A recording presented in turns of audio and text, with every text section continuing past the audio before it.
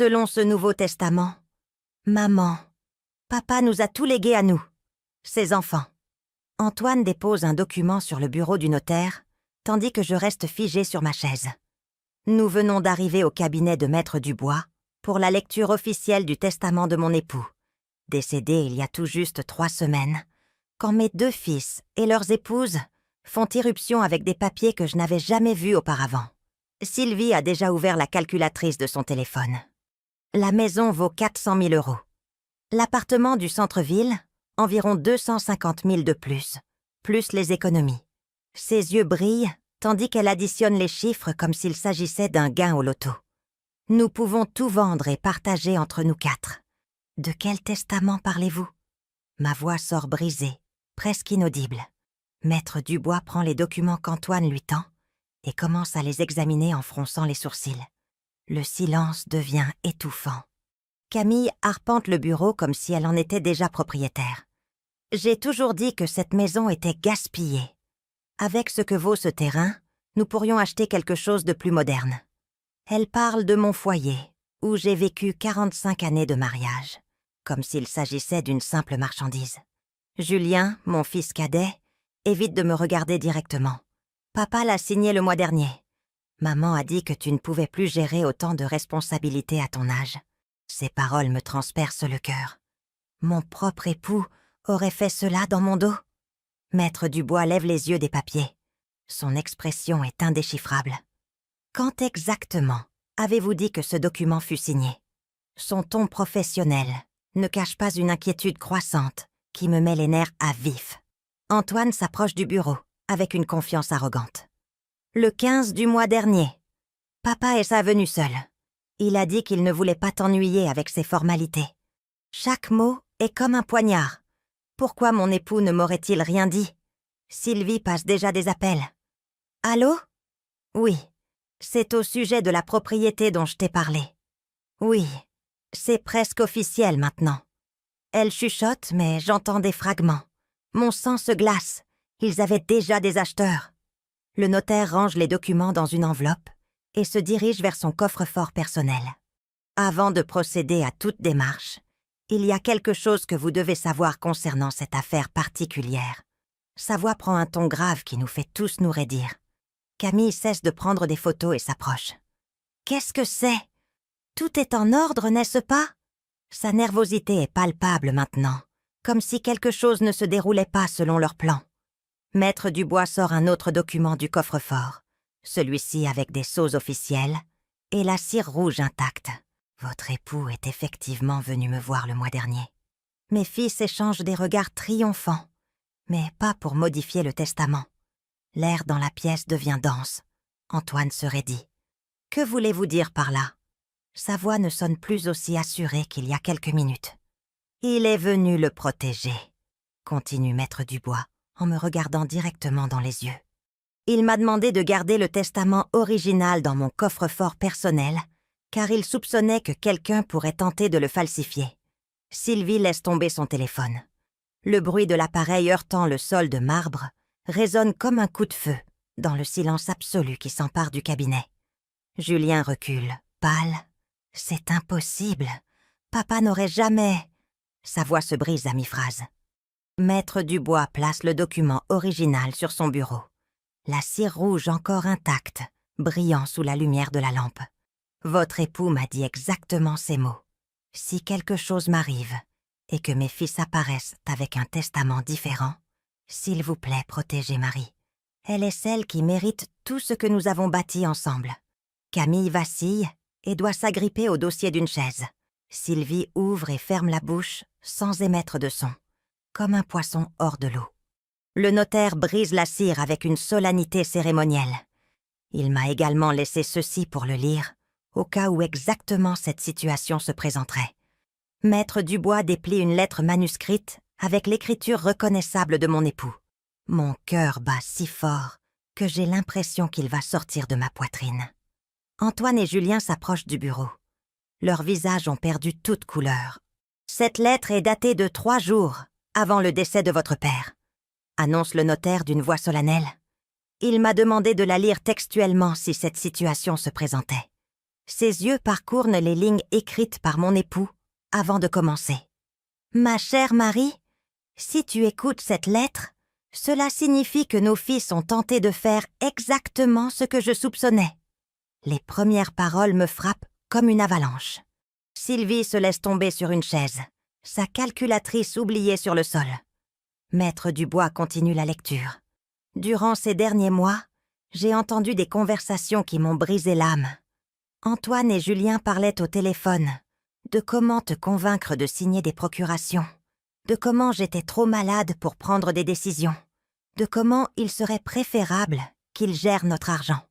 C'est un mensonge !» crie Antoine. Mais sa voix tremble. Papa était confus à cause des médicaments. Le notaire lève une main pour le faire taire.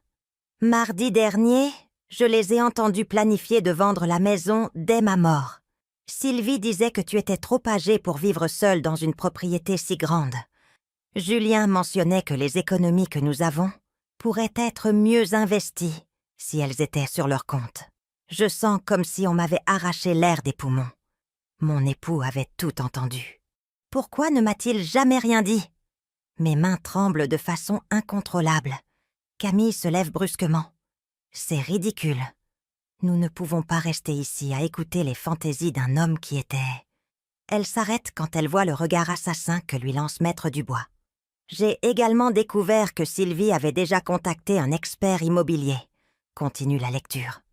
J'ai trouvé les messages sur le téléphone d'Antoine quand il m'a demandé de le charger. Ils avaient tout planifié depuis des mois. Mon monde s'effondre. Non seulement ils ont planifié de me voler, mais ils l'ont fait pendant que mon époux agonisait dans son lit d'hôpital. Pendant que je passais les nuits à le soigner, eux calculaient la valeur de nos propriétés. Julien tente de s'approcher de moi. « Maman, tu dois comprendre que nous voulions seulement t'aider. » Sa voix sonne désespérée, mais je ne peux plus le regarder dans les yeux. Le fils que j'ai élevé avec tant d'amour m'avait trahi de la façon la plus cruelle. C'est pourquoi, Marie chérie, tout est exclusivement à ton nom. Lit Maître Dubois, et sa voix devient plus ferme. La maison, les économies, l'appartement, les investissements, tout. Ils ne recevront pas un seul euro tant que tu ne décides pas de leur en donner, si jamais tu décides de le faire. Sylvie se lève d'un bond. Cela ne peut pas être légal. Nous sommes les enfants légitimes. Son masque de douceur a complètement disparu, révélant la vipère qu'elle a toujours été. Maître Dubois sort des copies certifiées du testament original. Tout est parfaitement légal. Votre époux était un homme très intelligent. Il savait exactement ce qu'il faisait. Il place les documents devant moi. Mon nom apparaît sur chaque page comme unique bénéficiaire. La lettre continue. Je sais que cela te fera mal, mon amour. Je sais que tu as toujours voulu voir le meilleur chez nos fils. Mais je ne pouvais pas permettre qu'ils te prennent ce que nous avons construit ensemble durant toute une vie. Tu mérites de vivre en paix, sans que personne ne te manipule ou ne te traite comme un fardeau. Les larmes commencent à couler sur mes joues. Mon époux m'avait protégée même après sa mort, sachant que je n'aurais jamais été capable de me défendre seule contre l'avidité de nos propres enfants. Antoine frappe le bureau du poing. C'est absurde. Maman ne sait pas gérer autant d'argent. Les escrocs vont la voler. Sa désespération est pathétique maintenant que ses plans se sont écroulés. Et s'il tente de te convaincre que tu ne peux pas gérer les propriétés seule, souviens-toi que tu as géré notre foyer et élevé nos fils pendant 45 ans. Tu es la femme la plus forte que je connaisse. Chaque mot de mon époux est comme un baume sur mon âme blessée. Lui me connaissait. Lui avait confiance en moi. Tandis que nos fils ne voyaient qu'une vieille inutile, ils voyaient la femme que j'avais toujours été. Camille s'approche avec des larmes de crocodile. « Belle maman, vous savez que nous vous aimons beaucoup. Tout ceci est un malentendu. Sa performance est si fausse qu'elle me donne la nausée. » Maître Dubois plie la lettre, mais avant cela lit la dernière ligne. « Marie, vis le reste de ta vie comme la reine que tu as toujours été pour moi. Et si nos fils apprennent un jour à te valoriser vraiment, alors et seulement alors, considère partager quelque chose avec eux. L'amour ne s'hérite pas, il se mérite. Avec tout mon amour éternel, ton époux qui t'adore. » Le silence qui suit est assourdissant. Je peux entendre mon propre cœur battre, le tic-tac de l'horloge murale, la circulation lointaine dans la rue. Mais surtout, je peux sentir les regards de mes fils et leurs épouses, emplis d'un mélange de choc, terreur et rage. Maître Dubois s'adresse directement à Antoine et Julien. « Maintenant, messieurs, j'aimerais savoir comment vous avez obtenu ce document falsifié que vous m'avez apporté. Son ton est de glace pure, car falsifier un testament est un délit fédéral qui peut vous mener en prison. Le sang se glace dans mes veines. Mes propres fils avaient peut-être commis un crime. Jusqu'où avaient-ils été prêts à aller pour me voler? Le visage d'Antoine se décompose complètement. Ses mains tremblent tandis qu'il tente de trouver des mots pour justifier l'injustifiable. Nous n'avons rien falsifié. Un avocat nous a aidés. Sa voix se brise comme celle d'un enfant, pris en flagrant délit de mensonge. Quel avocat? La question de Maître Dubois coupe l'air comme une lame. Car je suis le seul notaire autorisé à gérer les affaires de votre famille depuis 2 décennies. Votre père me l'a confirmé personnellement. Sylvie se lève brusquement et marche vers la porte. C'est une perte de temps. Partons, Antoine. Mais son époux ne bouge pas. Ses yeux sont fixés sur le sol, comme si le poids de ses actions l'avait finalement écrasé. Julien tente de s'approcher de moi une fois de plus. « Maman, s'il te plaît, tu dois nous comprendre. » Les frais médicaux de papa étaient énormes. Nous avons mis de l'argent de nos économies pour... Il s'arrête quand Maître Dubois place sur le bureau un autre document. « Intéressant que vous mentionniez les frais médicaux, » dit le notaire avec un sourire qui n'atteint pas ses yeux. « Car j'ai ici les reçus de tous les paiements. Votre mère a couvert chaque centime des traitements avec ses propres économies. Vous n'avez pas contribué d'un seul euro. » Le mensonge de Julien est exposé de la façon la plus humiliante. Mon fils cadet, celui qui avait toujours été mon chouchou, m'avait menti même à ce sujet. Je sens comme si un poignard me transperçait le cœur une fois de plus. Camille cesse complètement de feindre. D'accord. Oui, nous avions prévu de vendre les propriétés, mais nous l'avons fait pour votre bien. Elle ne peut pas vivre seule dans cette énorme maison. Son masque est finalement tombé, révélant l'avidité pure qu'elle a toujours cachée. Pour mon bien? Ma voix sort plus forte que je ne l'espérais. Quelque chose en moi se réveille, une force que je ne savais pas posséder. M'envoyer vivre dans la remise du fonds était pour mon bien? Antoine lève finalement les yeux. Maman, nous n'avons jamais dit la remise. C'était seulement temporaire le temps d'arranger quelque chose de mieux pour toi. Ces mensonges deviennent plus pathétiques à chaque parole. Comment ça? Ma voix acquiert un ton que mes propres fils n'avaient jamais entendu. Comme une maison de retraite, comme la maison d'un parent éloigné, ou vous espériez simplement que je disparaisse pour ne pas avoir à vous occuper de moi? Maître Dubois observe l'échange avec un intérêt professionnel. Madame Marie, y a-t-il autre chose que votre époux m'a demandé de vous montrer seulement si vous décidiez de confronter vos fils? Il sort de son coffre-fort une enveloppe jaune que je n'avais jamais vue. « Qu'est-ce que c'est maintenant ?» demande Sylvie d'une voix stridente. Sa composure s'est complètement évaporée. Elle n'est plus la belle-fille calculatrice et froide, mais une femme désespérée, voyant ses plans s'effondrer. « Ce sont des enregistrements audio », explique Maître Dubois, en plaçant un petit dispositif sur le bureau. Votre époux a enregistré plusieurs conversations téléphoniques où vous discutiez de vos plans, tout parfaitement légal, car les enregistrements ont été faits depuis son propre téléphone fixe.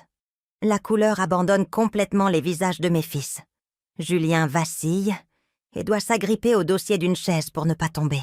« Papa ne savait pas utiliser ces trucs technologiques », murmure-t-il. Mais sa voix ne sonne convaincante même pas pour lui-même. « Votre père était plus intelligent que vous ne le pensiez », répond Maître Dubois en pressant le bouton de lecture. Il a appris à utiliser la fonction d'enregistrement spécifiquement pour protéger son épouse. La voix d'Antoine emplit la pièce, claire et reconnaissable. J'ai déjà parlé avec l'expert. Il dit que si nous vendons rapidement, nous pouvons tirer jusqu'à 500 000 € de la maison. Maman n'a pas besoin de connaître les détails jusqu'à ce que tout soit prêt. Écouter les paroles de mon propre fils planifiant mon avenir comme si j'étais un obstacle me détruit intérieurement, mais allume aussi quelque chose qui dormait depuis des années. La colère. L'enregistrement continue avec la voix de Sylvie. « Votre mère est très naïve. Si nous lui disons que c'est pour sa sécurité, elle signera tout ce que nous lui mettrons devant. Les vieilles sont faciles à convaincre comme ça. »« Éteignez ça !» crie Sylvie. Mais Maître Dubois ne la regarde même pas. L'enregistrement continue à se reproduire, exposant chacun de leurs plans avec une clarté brutale. Maintenant, c'est la voix de Julien qui se fait entendre. « Camille a raison. Cette maison est gaspillée avec maman là-bas toute seule. En plus, elle commence à avoir des problèmes de mémoire. Nous pouvons utiliser ça à notre avantage si quelqu'un pose des questions. » Problème de mémoire ? Mon esprit n'a jamais été aussi clair. Chaque mot, chaque mensonge, chaque trahison se grave dans mon cerveau avec une précision photographique. Je n'oublierai ni ne pardonnerai rien de tout cela. Camille tente d'arracher le dispositif à Maître Dubois, mais il le retire rapidement. Ces enregistrements sont illégaux. Ils ne peuvent pas être utilisés. Sa désespération la fait paraître pathétique comme un rat acculé. Au contraire, dit Maître Dubois avec un calme professionnel, ils sont complètement légaux. Ils ont été enregistrés au domicile du propriétaire de la ligne téléphonique avec son consentement pour se protéger de possibles fraudes familiales. En fait, ces enregistrements pourraient être utilisés comme preuve si nous décidons de procéder légalement pour la tentative de falsification de testament. Le mot « légalement » tombe sur mes fils comme une bombe. Antoine s'effondre dans une chaise, son arrogance complètement évaporée. Julien commence à pleurer comme un enfant. Mais ses larmes ne m'émeuvent plus. Ce sont les larmes de celui qui a été pris, pas de celui qui regrette sincèrement. « Il y avait d'autres conversations, » continue Maître Dubois. Mais je pense qu'avec cela, c'est suffisant pour que soit clair quelles étaient fait leurs véritables intentions. Il range le dispositif dans son tiroir. Maintenant, Madame Marie, la décision de que faire avec cette information est complètement entre vos mains. Tous les yeux se tournent vers moi. Pour la première fois depuis des mois, peut-être des années, je sens que j'ai le contrôle de ma propre vie. Mes fils, qui il y a 1 heure sont arrivés ici en me traitant comme une vieille sans défense, attendent maintenant mon verdict comme des criminels devant un juge. Je me lève lentement de ma chaise. Mes jambes sont plus fermes qu'elles ne l'ont été depuis des semaines. Je regarde chacun d'eux dans les yeux, un par un. Je vois de la peur, du désespoir et quelque chose que je n'avais jamais vu diriger vers moi auparavant. Un respect forcé par les circonstances. « Je veux que vous sortiez », dis-je d'une voix que je ne reconnais pas comme mienne. « Je veux que vous sortiez de ce cabinet et je ne veux pas vous voir jusqu'à ce que je décide si un jour je pourrai pardonner ce que vous avez fait. » « Maman, tu ne peux pas parler sérieusement. » La voix d'Antoine se brise avec une désespération que je n'avais jamais entendue auparavant. « Nous sommes tes fils, ton propre sang. » Mais ces paroles n'ont plus le pouvoir de me manipuler comme avant. Quelque chose de fondamental a changé en moi dans ces dernières 5 minutes. Je reste debout sentant une force que je croyais perdue pour toujours. Mes fils n'auraient pas planifié de me laisser dans une remise, pendant qu'ils vendaient ça à la maison, où j'ai construit toute ma vie. Ma voix est ferme, sans le tremblement qui la caractérisait depuis la mort de mon époux. Sylvie s'approche avec les mains tendues dans un geste qui prétend être suppliant. « Belle maman, s'il vous plaît, vous devez nous comprendre. Nous voulions seulement assurer votre avenir. Une femme de votre âge ne devrait pas avoir tant de préoccupations financières. » Son ton condescendant me retourne l'estomac. « Mon avenir ?» Je l'interromps avec un rire amer. Appeler des experts à mon insu était assurer mon avenir ? Calculer la valeur de mes propriétés pendant que mon époux agonisait à l'hôpital était penser à mon bien-être ? Chaque mot sort chargé d'une indignation que je réprimais depuis des années. Julien s'approche en titubant, avec des larmes coulant sur ses joues. « Maman, je te jure que nous n'avons jamais voulu te faire de mal. Tout est devenu incontrôlable. » Ses pleurs semblent sincères, mais je ne peux plus distinguer entre ses émotions réelles et ses manipulations. Devenu incontrôlable ? Ma voix s'élève. Falsifier le testament de ton père est devenu incontrôlable? Planifier ma vie comme si j'étais un animal de compagnie âgé dont vous ne voulez plus est devenu incontrôlable? La colère que j'ai contenue pendant des décennies trouve finalement sa voie. Maître Dubois reste silencieux derrière son bureau, observant la scène avec la solennité de quelqu'un qui a assisté à de nombreuses tragédies familiales. Ses mains reposent sur les documents qui certifient mon indépendance, mon droit de décider de ma propre vie. Camille tente une tactique différente. « Regardez, belle maman, j'admets que peut-être nous n'avons pas géré les choses de la meilleure façon, mais vous devez reconnaître que la maison est trop grande pour une seule personne. Les frais d'entretien, la sécurité... » Sa voix adopte un ton raisonnable, comme si elle expliquait des mathématiques simples à une fillette. « Cette maison, dis-je lentement, savourant chaque mot, c'est là où j'ai vécu 45 ans de mariage, où j'ai cuisiné des milliers de repas pour cette famille, où j'ai soigné mon époux durant ces derniers mois, où chaque recoin a 45 années de souvenirs. Ma voix devient plus forte avec chaque phrase, et vous la voyez comme un simple chiffre sur une calculatrice. » Antoine se lève brusquement, sa frustration explosant finalement. « D'accord. Oui, nous voulions vendre la maison. Mais c'était parce que nous avons besoin d'argent. Nous avons des dettes, maman. Nous avons des responsabilités. » Son masque de fils préoccupé s'effondre finalement, révélant la vérité nue. Voilà. Je le savais en sentant comme la dernière pièce du puzzle s'emboîtait parfaitement. Ce n'était pas pour mon bien, c'était pour leur dette. La clarté est douloureuse, mais libératrice. Sylvie lance un regard assassin à son époux pour sa confession involontaire. « Antoine, tais-toi !» siffle-t-elle entre ses dents. Mais le mal est fait. La vérité est sortie comme de l'eau à travers un barrage brisé. Julien tente de réparer le désastre que vient de créer son frère. « Maman, oui, nous avons quelques difficultés économiques. Mais cela ne signifie pas que nous ne t'aimons pas. Nous pensions pouvoir résoudre nos problèmes et assurer ton avenir en même temps. » Son explication sonne creuse, même pour lui-même. « Résoudre vos problèmes avec mon argent ?» Ma voix coupe l'air comme une épée. Assurer mon avenir en m'enfermant dans une remise? L'indignation me donne une énergie que je n'avais pas ressentie depuis des années. Maître Dubois intervient finalement. « Messieurs, je crois qu'il serait approprié que vous permettiez à Madame Marie de traiter toute cette information tranquillement. Ces documents exigent du temps pour être révisés adéquatement. »« Non !» crie Camille. « Nous n'allons pas partir tant que ceci ne sera pas résolu. Nous avons des droits. Nous sommes de la famille. » Sa composure s'est complètement désintégrée, montrant la femme désespérée qu'elle a toujours cachée derrière de faux sourires. « Famille. » Je répète le mot lentement. Savez-vous ce que fait la vraie famille? Elle protège ses membres les plus vulnérables, respecte ses aînés, ne les voit pas comme des obstacles à éliminer. Chaque mot est un marteau frappant le clou de la vérité. Antoine tente une dernière approche. « Maman, oublions tout cela. Nous pouvons recommencer. Nous pouvons chercher une solution qui fonctionne pour tous. Il n'est pas nécessaire que ce soit tout ou rien. » Sa voix adopte le ton manipulateur qu'il utilisait quand il était enfant et voulait obtenir ce qu'il voulait. Tout ou rien?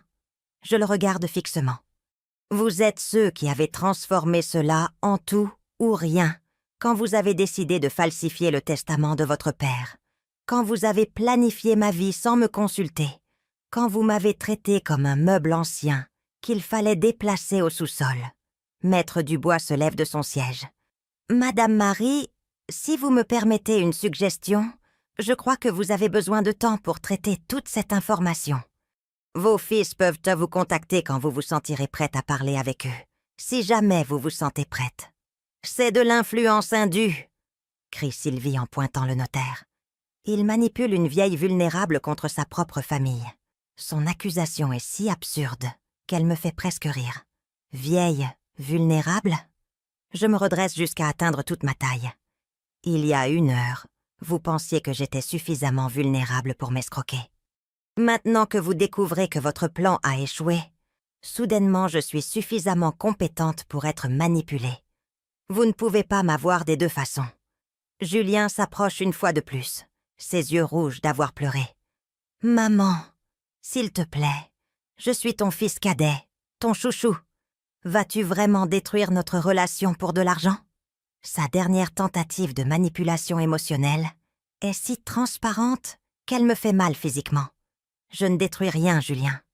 Vous l'avez déjà détruit quand vous avez décidé que mon amour inconditionnel était quelque chose que vous pouviez exploiter pour votre bénéfice économique. Les paroles sortent de ma bouche, avec une clarté qui me surprend moi-même.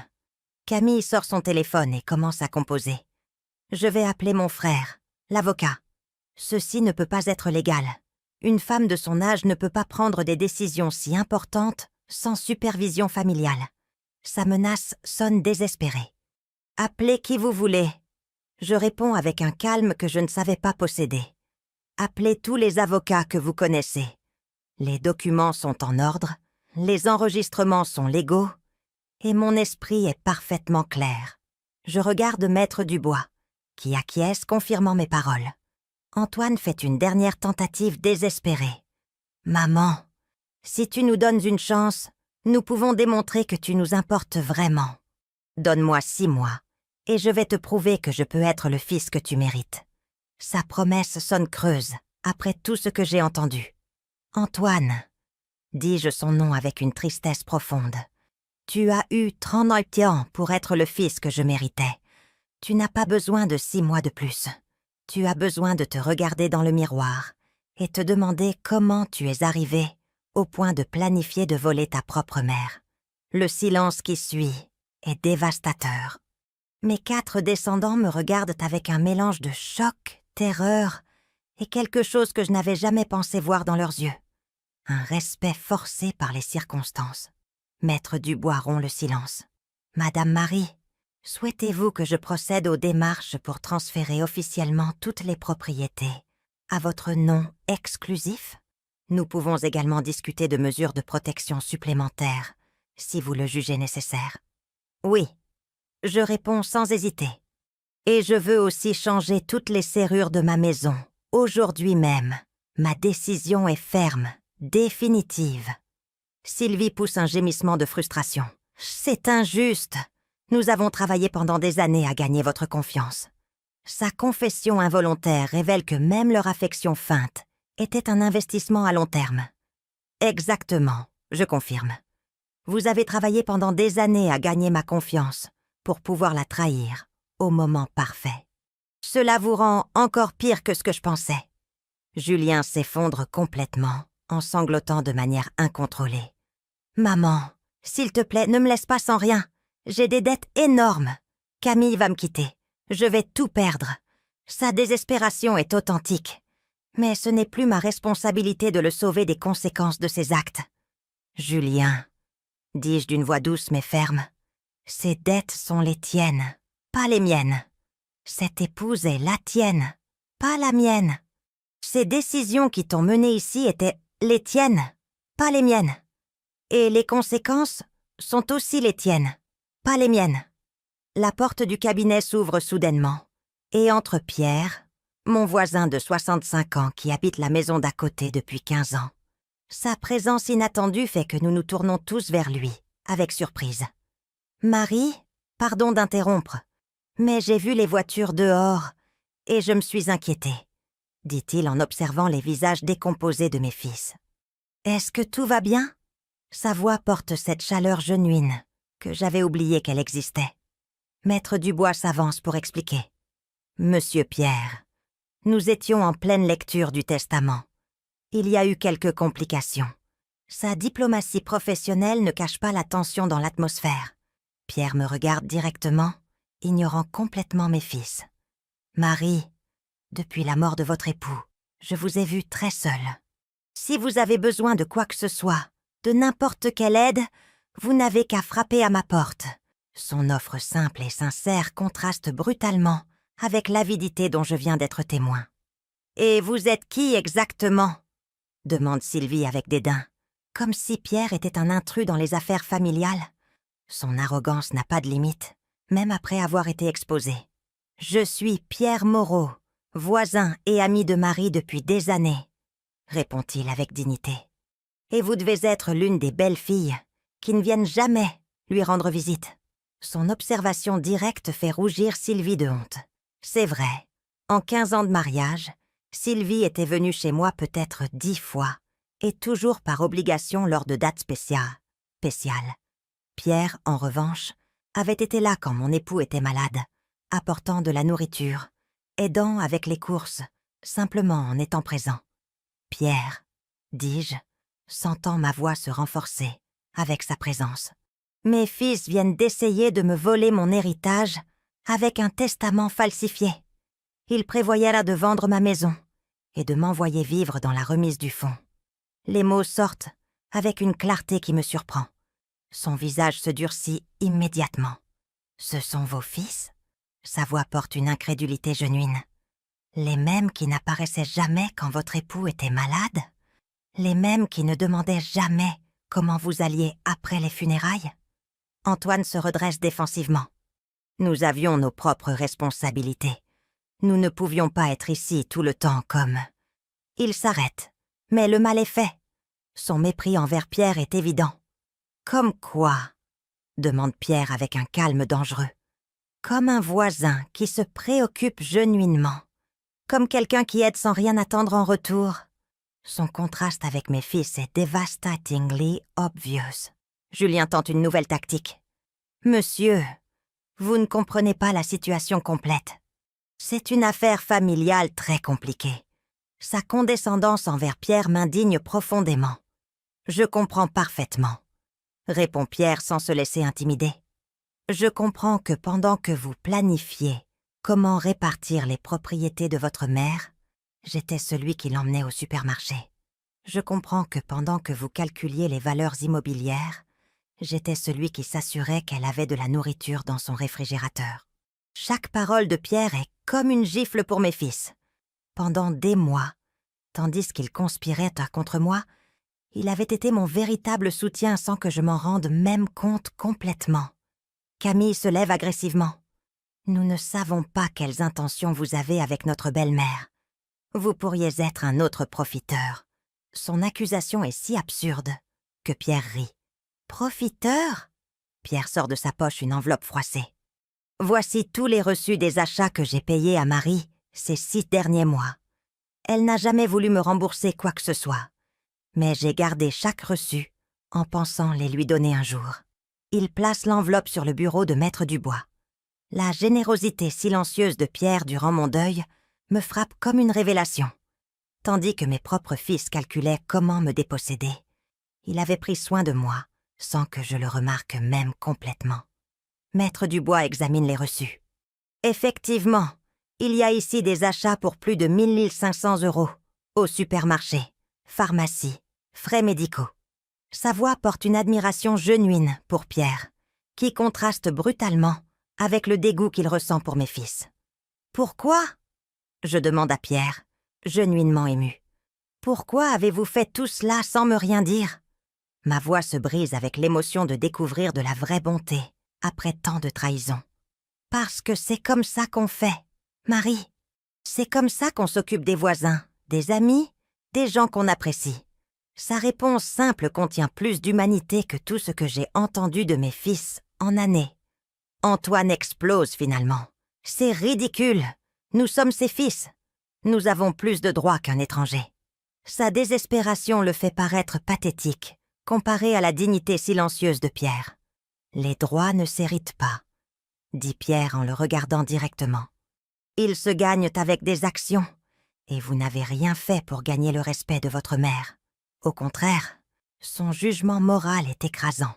Julien s'approche de Pierre avec une attitude menaçante. Vous n'avez aucune idée de quoi vous parlez. Vous ne connaissez pas toute l'histoire de cette famille. Sa tentative d'intimidation est pathétique. Pierre ne recule pas d'1 centimètre. J'en sais assez. Je sais que votre mère a passé des nuits entières à pleurer après vos visites. Je sais qu'à chaque fois qu'elle parlait au téléphone avec vous, elle finissait plus triste qu'avant. Je sais que vous ne demandiez jamais comment elle allait, seulement quand vous aviez besoin de quelque chose. Ces paroles me transpercent parce qu'elles sont absolument vraies. Chaque interaction avec mes fils ces dernières années C'était terminé par une sensation de vide, d'être utilisé, de ne pas être vraiment vu ou valorisé. Sylvie tente de reprendre le contrôle de la situation. Eh bien, maintenant que nous savons qu'il y a des personnes influençant les décisions de notre belle-mère, nous pouvons contester légalement la validité de tout document signé sous pression. Sa menace légale sonne désespérée. Maître Dubois intervient fermement. « Madame, Monsieur Pierre est arrivé après que tous les documents aient déjà été signés et scellés. Il n'a influencé quoi que ce soit. De plus, les enregistrements audio démontrent clairement que vos intentions frauduleuses précédaient toute intervention externe. » Pierre s'assoit dans la chaise à côté de la mienne, sans que personne ne le lui demande. Sa présence me donne une force que je ne savais pas avoir besoin. « Marie, vous n'avez pas à supporter cela seule. Si vous avez besoin de quelqu'un pour vous accompagner changer les serrures, parler à des avocats ou simplement quelqu'un qui vous écoute, je suis là. » Son offre désintéressée m'émeut aux larmes. Mais ce sont des larmes de soulagement, pas de douleur. Après des mois à me sentir complètement seule au monde, je découvre que j'avais un allié réel qui n'a jamais rien demandé en retour. Camille ne peut contenir sa frustration. C'est de la manipulation émotionnelle. Il profite d'une veuve vulnérable pour récupérer son argent. Son accusation est la projection parfaite de ses propres intentions. Pierre rit genuinement. « Madame, j'ai ma propre maison payée, ma retraite et mes propres économies. Je n'ai pas besoin de l'argent de Marie. Je l'aide parce qu'on aide les amis, concept que vous ne comprenez visiblement pas. » Antoine fait une dernière tentative désespérée. « Maman, cet homme te remplit la tête d'idées. Nous sommes ta famille de sang. Lui n'est qu'un étranger qui est apparu quand tu étais vulnérable. Sa manipulation n'a plus d'effet sur moi. Antoine, dis-je en me levant à nouveau, Pierre m'a montré plus d'amour familial en 6 mois que vous en années. Le sang fait de vous mes fils, mais les actions ont fait de vous des étrangers. Ma déclaration est définitive. » Julien tombe à genoux devant ma chaise. « Maman, s'il te plaît, donne-moi une chance. Je peux changer. Je peux être meilleure. Ne m'abandonne pas comme ça. » Son drame théâtral ne m'émeut plus comme avant. « Julien, lève-toi du sol, » dis-je fermement. « Tu as 35 ans. Et je ne t'abandonne pas. Je te laisse être responsable de tes propres décisions pour la première fois de ta vie. » Ma clarté mentale est cristalline. Pierre me regarde avec quelque chose qui ressemble à de l'admiration. « Marie, vous êtes plus forte qu'il ne le pensait. Votre époux avait raison de faire confiance à votre capacité de gérer cette situation. Son soutien me donne la dernière poussée de confiance dont j'avais besoin. » Maître Dubois se lève et commence à organiser les documents. « Madame Marie, si vous êtes prête, nous pouvons procéder à signer les documents de transfert final. Je peux aussi vous recommander quelques services de serrurerie fiables pour changer vos serrures aujourd'hui même. Je suis prête, je confirme sans hésiter. Et Pierre, si ce n'est pas trop vous demander, pourriez-vous m'accompagner? Je me sentirais plus en sécurité avec quelqu'un de confiance présent. Ma demande est naturelle, comme si nous avions été amis proches pendant des années. Bien sûr, Marie, ce sera un honneur de vous accompagner, répond Pierre avec ce sourire genuin qui me rappelle qu'il existe encore de la bonté dans le monde. 3 heures plus tard, je suis debout, à l'entrée de ma maison, tenant les nouvelles clés, tandis que le serrurier range ses outils. Pierre attend patiemment à mes côtés, ayant insisté pour m'accompagner durant tout le processus, sans poser une seule question indiscrète sur l'argent ou les propriétés. « Vous vous sentez plus en sécurité maintenant ?» demande le serrurier, un homme âgé qui a travaillé avec une efficacité silencieuse. « Ces serrures sont de haute sécurité. Personne ne pourra entrer sans votre permission. Beaucoup plus en sécurité. »« Merci », je réponds, en sentant le poids symbolique des clés dans ma main. Pour la première fois depuis des mois, ma maison est vraiment mienne, protégée de ceux qui croyaient pouvoir en disposer à leur guise. Pierre observe le serrurier s'éloigner dans sa camionnette. « Marie, cela vous dérangerait-il que je vous prépare une tasse de thé? Cela a été une journée très intense pour vous. » Sa considération me touche profondément. « J'adorerais, Pierre. »« Entrez, s'il vous plaît. » J'ouvre ma porte avec ma nouvelle clé, sentant un étrange mélange de libération et de mélancolie. Cette maison que j'ai défendue si férocement est pleine de souvenirs, beaux et douloureux à la fois. Tandis que Pierre se déplace avec une familiarité surprenante dans ma cuisine, préparant le thé comme s'il l'avait fait des centaines de fois, je réalise à quel point mon voisin avait remarqué sans que je m'en aperçoive. Il sait où sont les tasses, connaît mes préférences, se déplace avec respect, mais sans timidité. « Pierre, dis-je tandis que nous nous asseyons à la table de la cuisine, pourquoi ne m'avez-vous jamais dit tout ce que vous faisiez pour moi? Les reçus, les achats, être attentif. Ma curiosité est genuine. » Il sourit avec cette chaleur qui m'est devenue si familière. « Parce que c'est comme ça qu'on fait, Marie. Quand on aide en attendant de la reconnaissance, ça cesse d'être de l'aide et ça devient un investissement. Je ne voulais rien de vous, juste que vous alliez bien. » Ces paroles contrastent brutalement avec les actions de mes fils, qui avaient transformé chaque geste d'affection filiale en stratégie à long terme pour accéder à mon patrimoine. La différence est si frappante que ça me fait mal d'avoir été si aveugle. Le téléphone sonne, interrompant mes réflexions. « Antoine, bien sûr. » Pierre me regarde interrogativement, mais ne dit rien, me laissant décider si je réponds ou non. « Maman, s'il te plaît, nous devons parler, » dit la voix d'Antoine depuis le haut-parleur. Son ton n'est plus exigeant, mais suppliant. Nous avons fait des erreurs. Oui, mais nous pouvons arranger cela. Nous sommes une famille. Pierre ne dit pas un mot, mais je peux voir dans ses yeux un mélange de dégoût et de protection. Sa présence silencieuse me donne la force de répondre avec clarté. « Antoine, la famille ne falsifie pas de testament. La famille ne prévoit pas de laisser sa mère dans une remise.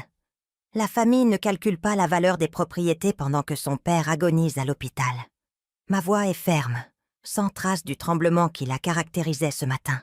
« Mais nous pouvons changer, » insiste Antoine. « Donne-moi une chance de te prouver que je peux être différent. 6 mois, maman. Juste 6 mois pour te prouver que je mérite ton pardon. » Pierre me pose une main douce sur l'épaule. Non pour m'influencer, mais pour me rappeler que je ne suis pas seule. Son geste simple me donne une perspective que je n'avais pas avant. « Antoine, » dis-je après une longue pause, « pendant 38 ans, tu as eu des occasions d'être le fils que je méritais. Tu n'as pas besoin de 6 mois de plus. Tu as besoin de te regarder dans le miroir et te demander comment tu es arrivé au point de trahir ta propre mère pour de l'argent. Ce n'était pas pour l'argent, crie-t-il. Mais sa négation sonne creuse. C'était parce que nous nous inquiétions pour toi, parce que nous voulions te protéger. Te protéger de quoi, Antoine? De ma propre maison, de mes propres décisions, de ma propre dignité? Chaque question est une estocade précise. Ou me protéger de la possibilité que je dépense mon argent pour mon bien-être au lieu de résoudre vos dettes. Le silence de l'autre côté de la ligne est dévastateur. Pierre acquiesce presque imperceptiblement, comme approuvant ma fermeté. « Maman, j'ai des dettes énormes. Si je n'obtiens pas d'argent bientôt, je vais perdre mon commerce, ma maison. » La confession d'Antoine arrive finalement nue et désespérée. « Ce sont tes dettes, Antoine, pas les miennes. Ce sont les conséquences de tes décisions, pas des miennes. Et la solution n'était pas de me voler, mais de prendre la responsabilité de tes actes. » Pierre me sert plus de thé. Sa présence rassurante me permet de maintenir le calme dont j'ai besoin pour cette conversation. Sans lui, je serais probablement en train de pleurer et de céder à la manipulation émotionnelle de mon fils. Julien est aussi désespéré, maman. Camille va le quitter s'il ne résout pas ses problèmes financiers. Vas-tu vraiment détruire tes 2 fils par orgueil? La culpabilité qu'Antoine essaie de m'imposer est si évidente qu'elle me fait presque rire. Je ne détruis personne, Antoine. Vous vous êtes déjà détruit seul quand vous avez décidé qu'il était acceptable de me trahir. Ma voix ne vacille pas. Et si Camille quitte Julien à cause de problèmes d'argent, alors Julien s'en sort mieux sans elle. Pierre sourit légèrement à ma réponse, et pour la première fois en heure, je sens que quelqu'un est genuinement fier de moi. Cette sensation avait été absente de ma vie pendant si longtemps que j'avais presque oublié qu'elle existait. « Que vas-tu faire alors, maman? Vivre seul dans cette énorme maison jusqu'à ta mort? Laisser tout ton argent à des étrangers? Le dépit d'Antoine sort finalement à la surface. Je vais vivre ma vie comme je décide de la vivre. Je réponds avec une force que je ne savais pas posséder. Et si cela signifie vivre seul, alors je vivrai seul. Si cela signifie que mon argent va à des personnes qui m'apprécient vraiment, alors qu'il en soit ainsi. Pierre me regarde avec quelque chose qui ressemble à de l'admiration genuine. Son respect silencieux me donne plus de validation que des années de manipulation émotionnelle de mes fils. Maman, s'il te plaît, reconsidère. Tu ne peux pas prendre des décisions si drastiques quand tu es émotionnel. La dernière tentative d'Antoine pour discréditer ma capacité mentale est la goutte qui fait déborder le vase. « Antoine !» dis-je avec un calme qui me surprend. Mon esprit n'a jamais été aussi clair. Pendant des mois, j'ai pensé que je perdais la raison, que j'étais paranoïaque en sentant que quelque chose n'allait pas. Maintenant, je sais que mon instinct était correct. Vous étiez en train de comploter quelque chose. Le téléphone reste silencieux pendant plusieurs secondes. Je peux imaginer Antoine cherchant désespérément un argument qu'il n'a pas encore utilisé. Et ce voisin, que gagne-t-il à t'aider? Demande-t-il finalement, avec du venin dans la voix. Crois-tu qu'il fait tout cela par bonté? Tout le monde veut quelque chose, maman. Au moins nous sommes honnêtes sur nos besoins. Pierre lève un sourcil face à l'accusation, mais ne dit rien. Son silence digne contraste brutalement avec les accusations désespérées de mon fils. Honnête. Mon rire est amer. Falsifier un testament, c'est être honnête? Planifier mon avenir dans mon dos, c'est être honnête? Calculer la valeur de mes propriétés pendant que je pleurais la mort de ton père, c'est être honnête? D'accord. Oui, nous avons besoin d'argent, et nous pensions qu'il valait mieux le prendre, avant qu'un escroc profite de toi. Sa confession finale arrive chargée de ressentiment et de désespération. Antoine, dis-je avec une tristesse profonde, les seuls escrocs qui ont essayé de profiter de moi étaient mes propres fils. Et Pierre a démontré, en 6 mois, plus d'intégrité que vous, en décennies. Pierre me touche doucement la main, non en geste romantique, mais en solidarité humaine.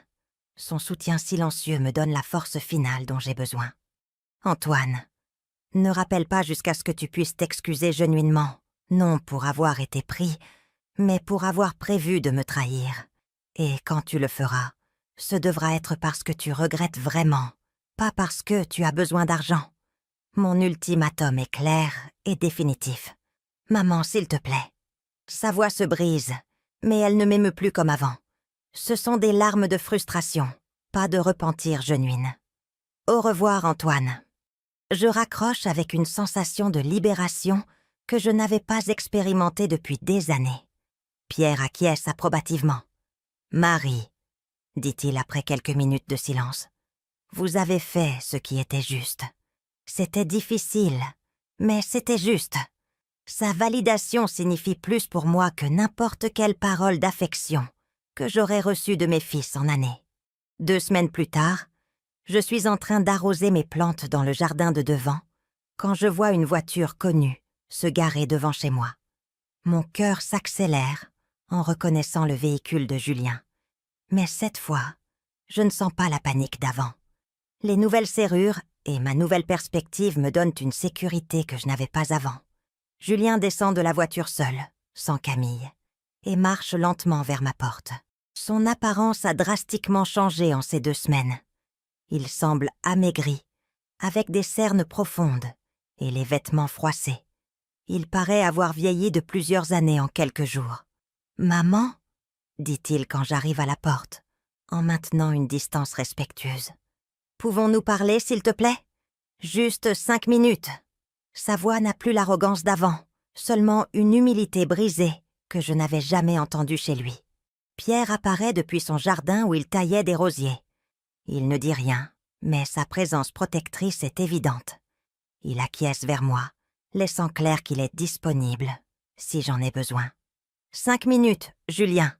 Ici dehors, » dis-je en gardant la porte fermée entre nous. « Dis-moi ce que tu as à dire. » Ma fermeté me surprend même moi. Julien respire profondément, comme se préparant à quelque chose de douloureux. « Maman, Camille m'a quittée. » Ces paroles sortent comme une confession forcée. Elle est partie la semaine dernière quand elle s'est rendue compte que nous n'allions pas obtenir d'argent de toi.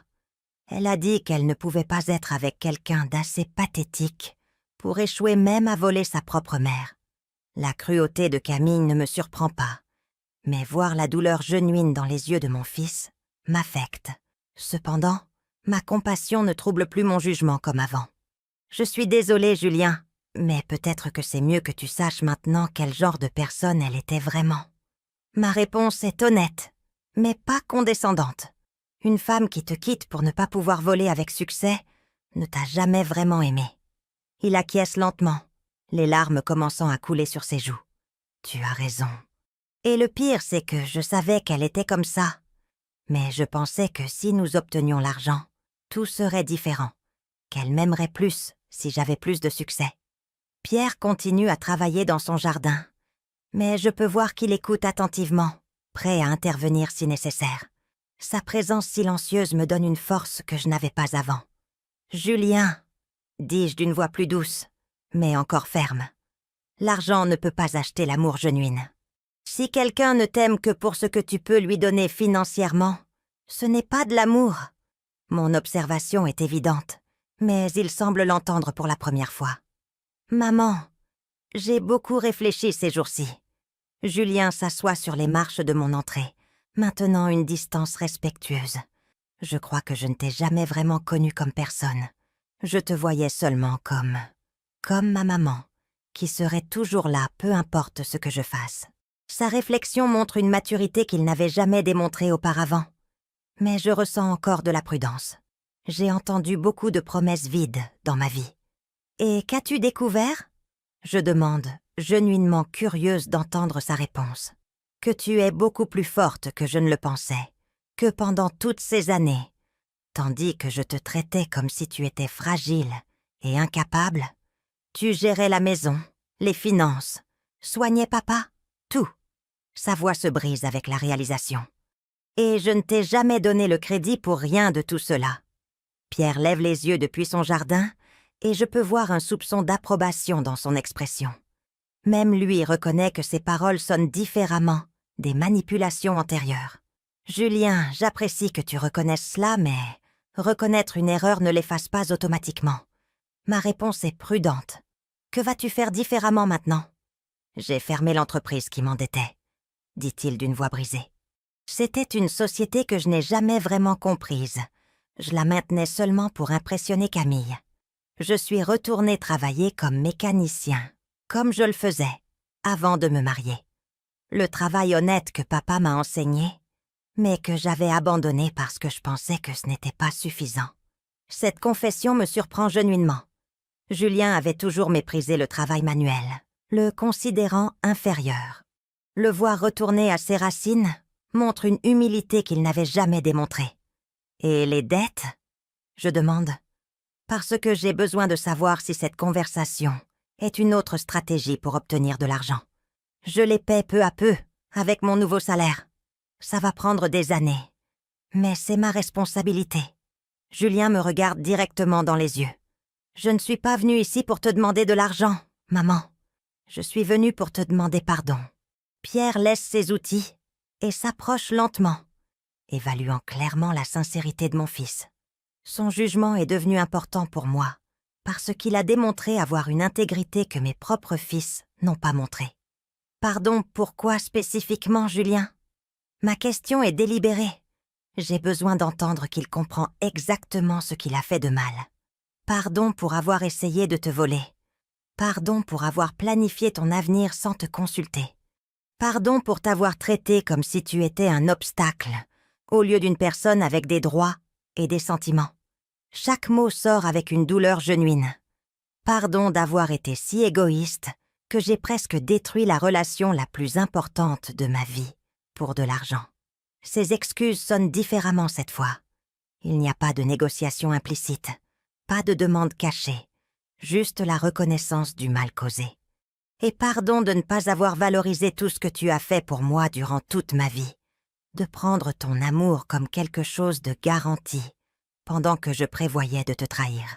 Julien sanglote ouvertement maintenant. Pardon d'être le pire type de fils qu'on puisse être.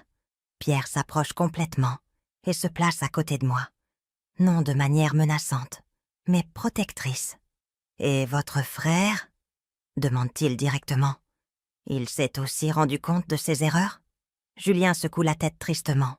Antoine est furieux contre moi d'être venu ici. Il dit que je trahis notre plan, de faire pression sur maman jusqu'à ce qu'elle cède.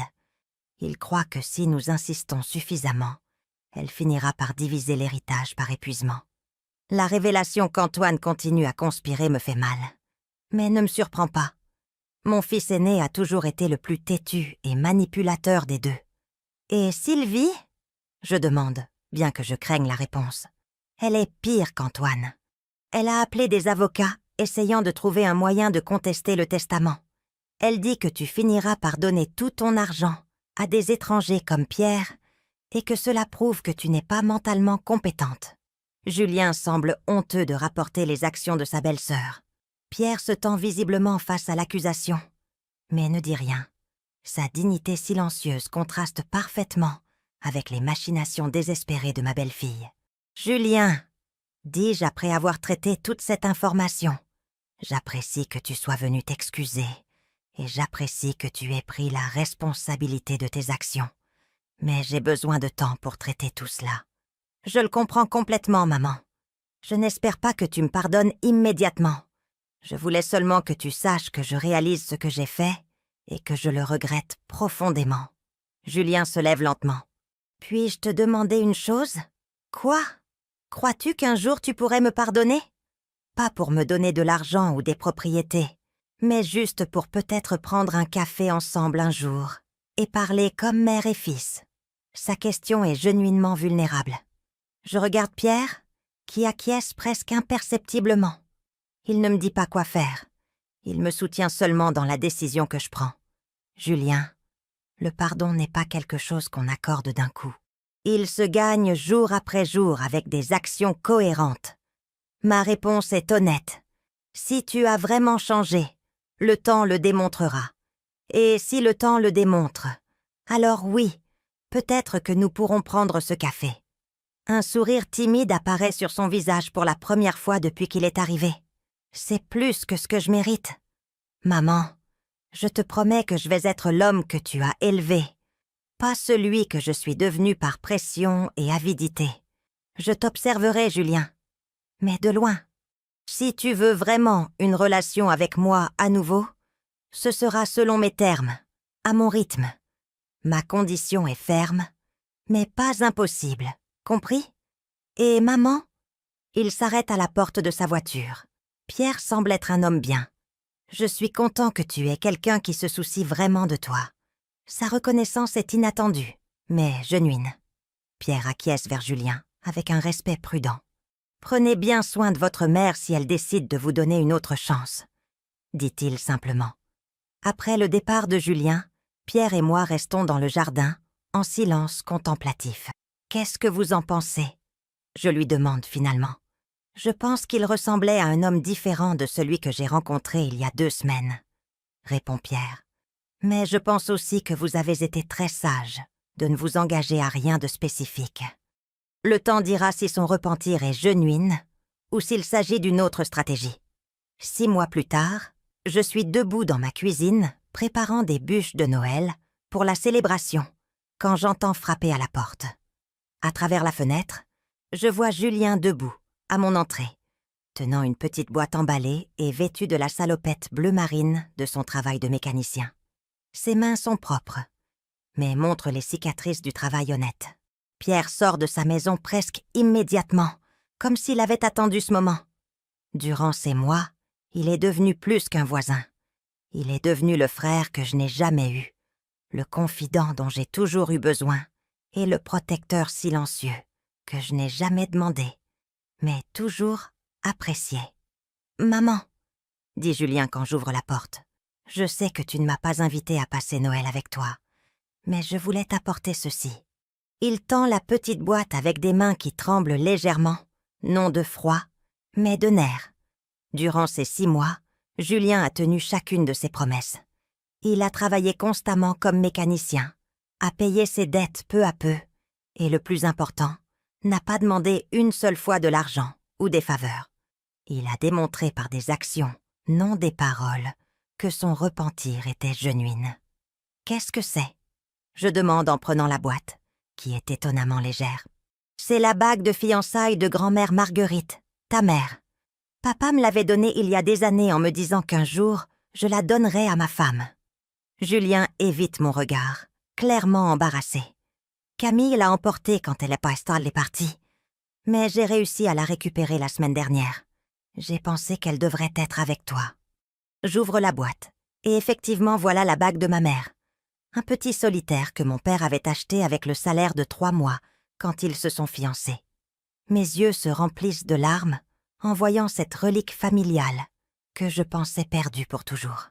Pierre s'approche discrètement, non pour s'immiscer, mais pour être disponible si j'en ai besoin. Sa présence constante et respectueuse durant ces mois a été l'encre qui m'a maintenue ferme dans mes décisions. « Comment l'as-tu récupérée ?» je demande, genuinement curieuse, mais aussi évaluant si cette action a impliqué un comportement questionnable. « J'ai travaillé des heures supplémentaires pendant 2 mois pour réunir l'argent, et je la lui ai rachetée, » explique Julien. Elle l'avait mise au mont-de-piété immédiatement après être partie. Le propriétaire du mont-de-piété me l'a vendue pour le double de ce qu'elle avait reçu. Mais ça valait la peine. Son sacrifice financier pour récupérer quelque chose qui était mien de droit me touche profondément.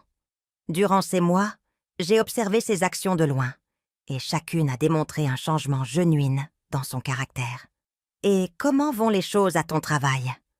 je demande, parce que durant ces mois, j'ai discrètement vérifié ses paroles à travers Pierre, qui connaît la moitié du village et peut confirmer ou démentir n'importe quelle histoire. « Bien, maman. Très bien. Le patron dit qu'il n'a jamais eu un mécanicien qui arrive si tôt et parte si tard. Je travaille tous les jours supplémentaires que je peux obtenir. » Julien sourit avec une satisfaction que je n'avais jamais vue chez lui quand il avait son entreprise ratée. C'est du travail dur, mais c'est honnête, et je peux dormir en paix en sachant que je l'ai gagné. Pierre acquiesce approbativement. Durant ces mois, il m'a rapporté, sans que je le lui demande, les observations d'autres voisins sur Julien. Tous confirment qu'il travaille diligemment, vit modestement, et a cessé de dire du mal de moi en public comme il le faisait avant. Et les dettes ? Je demande parce que c'était la racine de toute sa désespération initiale. J'ai payé presque la moitié. Ça va prendre encore 2 ans. Mais chaque mois, je paie ce que j'ai promis. Et un peu plus quand je peux. Julien me montre un carnet usé où il tient un registre méticuleux de chaque paiement. Je ne me réveille plus avec de l'angoisse la nuit. C'est incroyable comme on se sent en paix quand on prend la responsabilité de ses actes. Cette nouvelle version de Julien est presque méconnaissable, comparée à l'homme désespéré qui a essayé de me voler il y a 6 mois. Le changement semble genuine, permanent, enraciné dans une compréhension réelle de ses erreurs passées. « Et Antoine ?» je demande. Parce que mon fils aîné a été conspicuement absent de ma vie, ce qui, en réalité, a été un soulagement. Julien soupire lourdement. Il reste le même, maman, toujours en colère. Il te tient toujours responsable de ses problèmes financiers. Il cherche toujours des moyens légaux de te prendre l'argent. Sylvie l'a convaincu qu'éventuellement, ils vont trouver une faille dans le testament ou prouver que tu n'es pas mentalement compétente. La persistance d'Antoine dans son ressentiment ne me surprend pas, mais m'attriste. De mes 2 fils, il était celui qui avait montré le plus de promesses académiques, plus d'ambition, plus de potentiel. Cependant, il était devenu le plus amer et corrompu. Pierre intervient doucement. « Marie, y a-t-il quelque chose que je devrais vous dire sur Antoine ?» Son ton est sérieux, inquiétant. Mon cousin Joseph travaille au tribunal et il m'a dit qu'Antoine a consulté des avocats sur la possibilité de vous déclarer mentalement incompétente. La révélation me frappe comme un coup de poing dans l'estomac. Une chose est d'être rancunier, une autre complètement différente est d'essayer activement de détruire la réputation mentale de ta propre mère pour obtenir de l'argent. Julien pâlit. « Maman, Je ne savais pas qu'il était allé si loin. Je pensais qu'il parlait seulement par frustration. Son choc semble genuine, comme s'il réalisait finalement à quel point son frère était tombé bas. « Quel type d'avocat ?» je demande, ayant besoin de connaître l'ampleur de la menace que j'affronte. Pierre consulte un papier qu'il sort de sa poche. Des avocats spécialisés dans les cas d'incompétence mentale d'anciens. Apparemment, il essaie d'argumenter que votre décision de changer les serrures et couper le contact avec vos fils est une preuve de détérioration mentale. L'ironie est dévastante. Les décisions les plus intelligentes et d'autoprotection que j'ai prises en années sont utilisées comme preuve de démence par mon propre fils. « Maman, » dit Julien d'une voix brisée, « si tu as besoin que je témoigne en ta faveur, je le ferai. Je dirai à n'importe quel juge exactement ce que nous avons fait et pourquoi tu méritais de te protéger de nous. Son offre est précieuse, mais aussi douloureuse, parce qu'elle signifie témoigner contre son propre frère. » Pierre pose une main réconfortante sur mon épaule. « Marie, Joseph m'a aussi dit que ces cas sont extrêmement difficiles à gagner quand la personne en question fonctionne clairement bien. Vous gérez vos finances, maintenez votre maison, prenez des décisions rationnelles. Aucun juge compétent ne vous déclarerait incompétente. Mais le processus lui-même est humiliant, j'observe, sentant le poids de la trahison d'Antoine. Devoir prouver ma compétence mentale dans un tribunal parce que mon propre fils m'accuse de démence pour obtenir mon argent. Julien s'approche d'un pas. « Maman, je vais parler à Antoine. Je vais essayer de lui faire comprendre ce qu'il fait, à quel point c'est mal. Sa détermination est admirable, mais probablement inutile. » « Non, Julien. Antoine a pris sa décision. Tout comme tu as pris la tienne de changer, il a pris la sienne de continuer sur le mauvais chemin. Mon analyse est claire et douloureuse.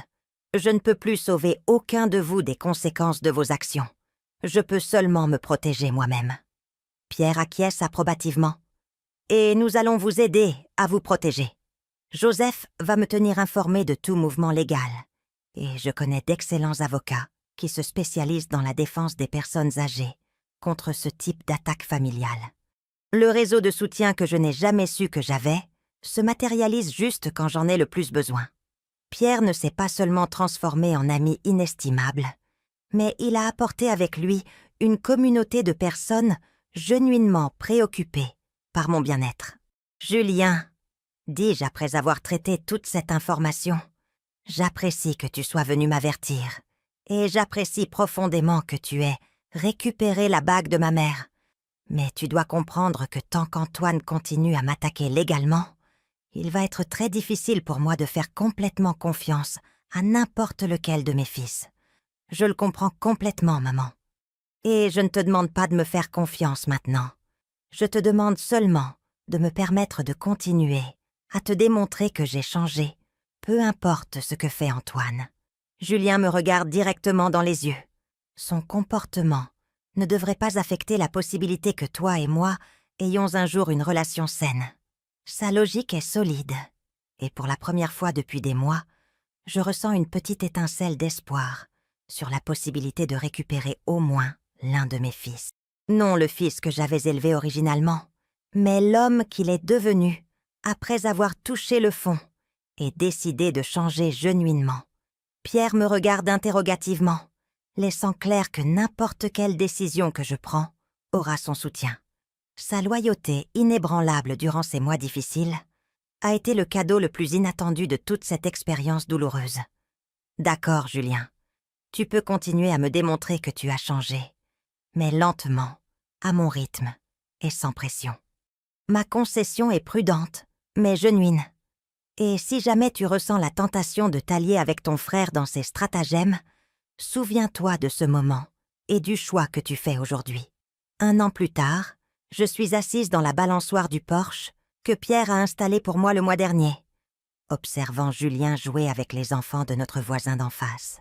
Sa transformation a été si complète qu'il m'est parfois difficile de croire que cet homme gentil et travailleur est le même qui a essayé de me voler il y a 18 mois. La brise de l'après-midi porte l'arôme des fleurs que Pierre et moi avons plantées ensemble dans le jardin de devant. Roses jasmin et gardénia qui fleurissent maintenant dans une explosion de couleurs qui fait que les passants s'arrêtent pour admirer.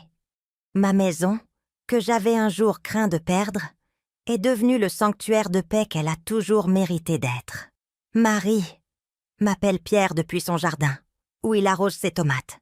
Voulez-vous que je prépare de la limonade pour tous? Julien semble épuisé après avoir couru après ses enfants. Son sourire est le même qu'il m'a offert chaque jour durant ces 18 derniers mois.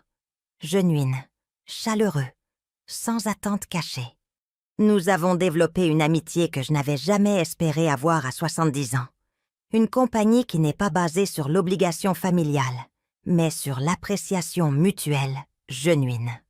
Julien s'approche du porche en sueur, mais souriant.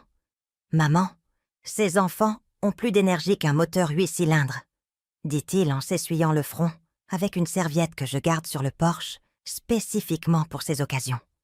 Mais il me rappelle pourquoi le travail physique honnête est si satisfaisant. Durant cette année, j'ai observé comment Julien a trouvé la joie dans les choses simples, dans un travail bien fait, dans l'amitié de ses collègues mécaniciens, dans ses moments de jeu innocents avec les enfants du quartier. C'est comme s'il avait redécouvert qui il était vraiment sous toutes les couches d'ambition toxique et de pression sociale. Comment vont les choses à l'atelier? Je demande parce que je m'intéresse genuinement à son progrès. Je ne pose plus de questions par obligation maternelle, mais parce que je suis arrivée à respecter l'homme qu'il est devenu. Incroyablement bien. Don Carlos m'a offert un partenariat dans l'entreprise le mois prochain. Julien s'assoit sur les marches maintenant la distance respectueuse que nous avons établie, mais se détendant dans une familiarité gagnée avec le temps. Il dit qu'il n'a jamais eu un employé si dévoué et honnête. Pierre s'approche avec un pichet de limonade et des verres. Sa présence si naturelle dans nos interactions qu'il est difficile de se rappeler comment était la vie avant qu'il ne devienne partie de notre routine. Partenariat? C'est une grande reconnaissance, Julien. Félicitations. Merci, Monsieur Pierre. Et je voulais vous demander quelque chose à tous les deux. Julien prend un verre de limonade, mais ne boit pas immédiatement comme s'il rassemblait son courage. Samedi, c'est l'anniversaire de la mort de papa. Je voulais savoir si vous trouveriez approprié que nous y allions ensemble au cimetière. La question me prend par surprise, non parce qu'elle est inappropriée, mais parce qu'elle montre une considération et un respect pour mes sentiments que le Julien antérieur n'aurait jamais montré. Il a appris à demander au lieu d'assumer, à inclure au lieu de décider unilatéralement. J'aimerais beaucoup, Julien. Ton père serait fier de l'homme que tu es devenu. Ma réponse sort du cœur parce que c'est absolument vrai. L'époux qui m'a protégée même après la mort aurait approuvé cette version rachetée de son fils cadet. Pierre acquiesce approbativement. Ce sera un honneur de vous accompagner si vous le souhaitez. Votre époux était un homme bien qui mérite d'être commémoré appropriément. Son offre est typiquement considérée, ne s'imposant pas ni se tenant à distance. Julien sourit avec un mélange de soulagement et de gratitude. J'aimerais beaucoup que vous veniez tous les deux. Papa aurait voulu connaître Monsieur Pierre. Il aurait apprécié comme il a pris soin de maman quand nous... Il s'arrête, luttant encore avec la honte de ses actions passées. Le passé, c'est le passé, Julien. Ce qui importe, c'est qui tu es maintenant et qui tu choisis d'être demain. Ma philosophie s'est simplifiée durant cette année de guérison. Je ne perds plus d'énergie à revivre des blessures qui ont cicatrisé, mais je me concentre sur nourrir les relations qui se sont avérées genuines. Le téléphone sonne depuis l'intérieur de la maison, interrompant notre moment de paix. Pierre s'offre à répondre comme il le fait habituellement, mais je l'arrête. C'est bon, j'y vais. Vous continuez à discuter. C'est Maître Dubois, le notaire, avec des nouvelles que j'attendais, mais qui me rendent encore nerveuse. Marie, le juge a complètement rejeté la pétition d'Antoine. Il a dit qu'elle était frivole et que vous êtes clairement en pleine possession de vos facultés mentales. En fait, il a imposé une amende à Antoine pour abus du système judiciaire. La victoire légale se sent aigre-douce. D'un côté, c'est une validation complète de ma compétence mentale, et de mes décisions. De l'autre, cela signifie que mon fils aîné a officiellement perdu sa dernière chance de réconciliation, ayant choisi le chemin légal le plus destructeur possible. Et comment a-t-il réagi ? Je demande, bien que je ne sois pas sûre de vouloir connaître la réponse. Selon mon contact au tribunal, il est sorti furieux du tribunal, jurant qu'il trouverait un autre moyen d'obtenir ce qui lui revient. Maître Dubois soupire audiblement. « Marie, je crains qu'Antoine n'accepte jamais votre décision de protéger votre patrimoine. Certains fils ne peuvent simplement pas voir leurs parents comme des êtres humains, avec des droits. » Je raccroche avec un mélange de soulagement et de tristesse définitive. Antoine a eu de multiples occasions de changer de cap, de suivre l'exemple de son frère, de choisir la réconciliation sur la guerre légale. Il a choisi constamment le chemin le plus destructeur.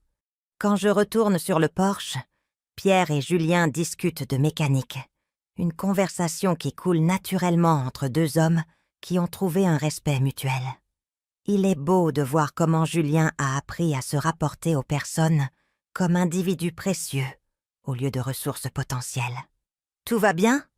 demande Pierre en remarquant mon expression pensive. Le juge a complètement rejeté la pétition d'Antoine. « Officiellement, je suis complètement compétente mentalement et mes décisions sont valides. Je partage les nouvelles sans drame, comme un simple fait qui devait être résolu. » Julien se tend immédiatement.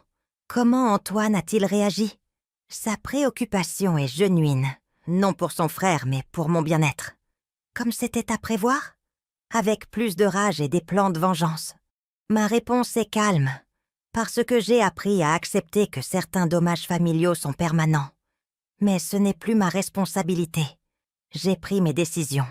Tu as pris les tiennes, et il a pris les siennes. Pierre se lève et s'approche de ma chaise. « Marie, vous avez pris les bonnes décisions. Vous avez protégé votre dignité, votre patrimoine et votre paix mentale.